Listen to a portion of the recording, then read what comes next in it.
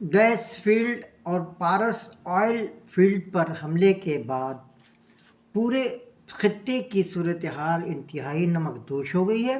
اور اب ایسا محسوس ہو رہا ہے کہ امریکہ اب اس پوری جنگ میں صرف اسرائیل کو تنہا چھوڑ چکا ہے، اور اسرائیل کی جانب سے ہی یہ حملہ کیا گیا تھا۔ اس سلسلے میں امریکہ کو معلوم کچھ نہیں تھا کہ ہو کیا رہا ہے، لیکن اصل صورتحال کیا ہے وہ میں آپ کو آگے بتاتا ہوں۔ اس کے علاوہ جو اس وقت جو آبنائے ہرمز پہ جو سختی ہو رہی ہے، اور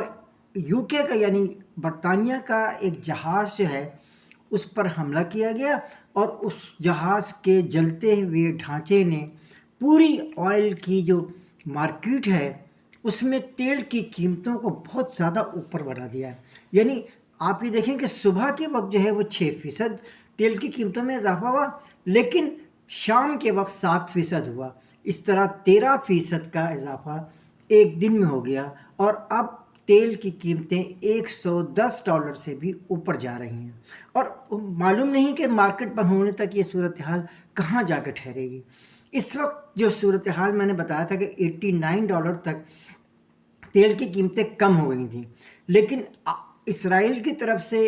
پارس آئل فیلڈ اور امریکہ کے اور ایران کے ایٹامک اثاثوں کے اوپر جو حملہ ہوا ہے، یا حملے سے وہ بال بچ گئے ہیں، اس نے پوری دنیا کو ایک تباہی سے دوچار کرنے کی طرف اشارہ کر دیا ہے۔ آئیے دیکھتے ہیں کہ اس وقت مشرق وسطیٰ میں کہ دیگر ممالک کے ایران اور اسرائیل کے علاوہ کن کن ممالک کو انتہائی نقصان پہنچ رہا ہے۔ سب سے پہلی بات میں بتاؤں کہ سعودی عرب کی جو آئل فیلڈ ہے اس پر امریکہ نے رات گئے حملہ کیا، یعنی پارس کے آئل فیلڈ پر حملے کے فوری بعد اس پر حملہ کیا گیا، جس کے بعد جو ہے وہاں پہ اب اس وقت سعودی عرب کا تو کہنا ہے کہ ہم نے اس تمام جو ڈرونز اور جو میزائلز آئے تھے ان کو انٹرسیپٹ کر لیا ہے، لیکن اس کے باوجود بھی آئل فیلڈ پر اس وقت اگر ہم دیکھیں تو تھوڑی بہت آگ کی صورتحال بھی سامنے آ رہی ہے۔ اسی طرح قطر کے اوپر بھی جو ہے وہ امریکہ وہ اس کی جو آئل فیلڈ ہے اس پر بھی پارس آئل فیلڈ قطر اور ایران کا مشترکہ منصوبہ ہے، اس میں قطر بھی حصہ دار ہے اور امریکہ بھی حصہ دار ہے۔ لہٰذا جب ایران کی سائڈ پر اسرائیل نے حملہ کیا پارس آئل فیلڈ پہ، تو اس کے جواب میں قطر پہ بھی ایران نے حملہ کیا۔ اس طرح سے وہ دونوں صورتحال دونوں جانب سے اس قدر صورتحال خراب ہوتی جا رہی ہے کہ جس کو انتہا نہیں۔ اب تیسری بات ہے متحدہ عرب امارات کا بتاؤں۔ متحدہ عرب امارات میں گیس اور کے فیلڈ اور ایئرپورٹس پر بھی حملہ کیا گیا تھا، لیکن ان کی وزارت خارجہ نے ایک بیان جاری کیا ہے، اور اس میں یہ بتایا گیا ہے کہ ہم نے سارے ڈرون اور موبائل کو انٹرسیپٹ کر لیا ہے، لیکن انٹرسیپٹ کرنے کے دوران تقریباً ملینز آف ڈالر جو ہے نا وہ بھی خرچ ہو رہے ہیں۔ یہ ساری جو صورتحال ہے اس نے ایک مرتبہ امریکہ کو اور اس کے اتحادیوں کو جو مشرق وسطیٰ میں ہیں، جس میں سعودی عرب، قطر، بحرین، کویت، یہ سارے ممالک، متحدہ عرب امارات بھی شامل ہیں، ان کو امریکہ سے رفتہ رفتہ دور کرنا شروع کر دیا گیا۔ ایک اطلاع یہ بھی ہے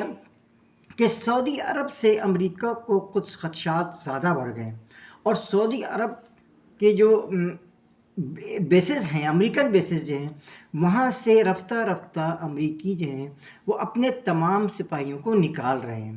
اور اس کے ساتھ ہی امریکی کمپنیز جو اچھا سوال پوچھنا یہ چاہتا ہوں کہ آخر سعودی عرب کے آئل فیلڈ سے امریکہ کو کیا نقصان پہنچے گا؟ تو اس سلسلے میں بتاتا چلوں کہ جو اس وقت سعودی عرب کی جو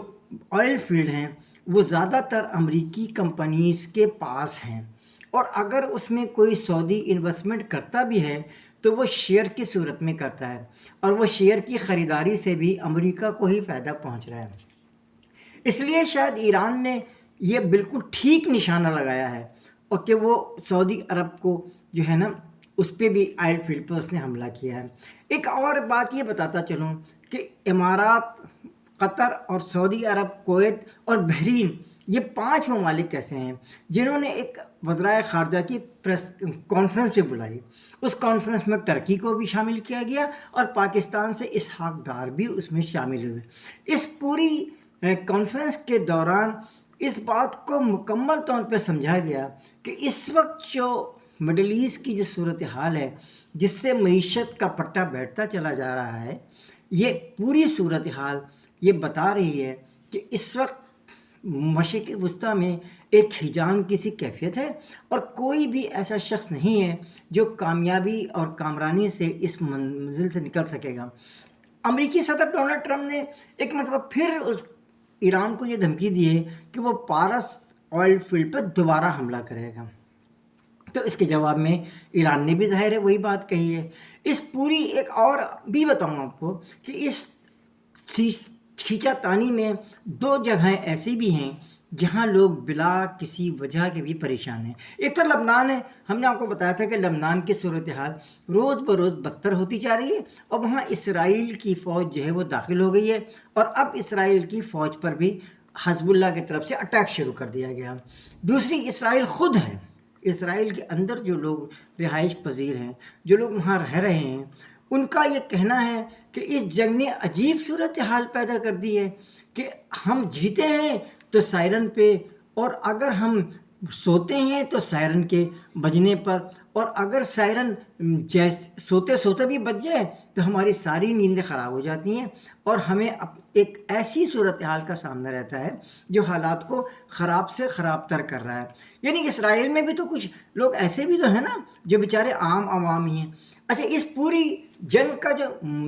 کنکلوژن اگر آپ کریں تو امریکہ، اسرائیل اور ایران اس کے مین کھلاڑی ہیں، لیکن ان کے جو سب سے بڑے اور طاقتور کھلاڑی ہیں امریکہ صاحب، امریکہ تو امریکہ میں بیٹھے ہوئے ہیں، لیکن اصل جو نقصان ہو رہا ہے وہ یا تو اسرائیل کا ہو رہا ہے، اور سب سے زیادہ جو ہے وہ ایران کا ہو رہا ہے۔ بتایا جا رہا ہے کہ 8000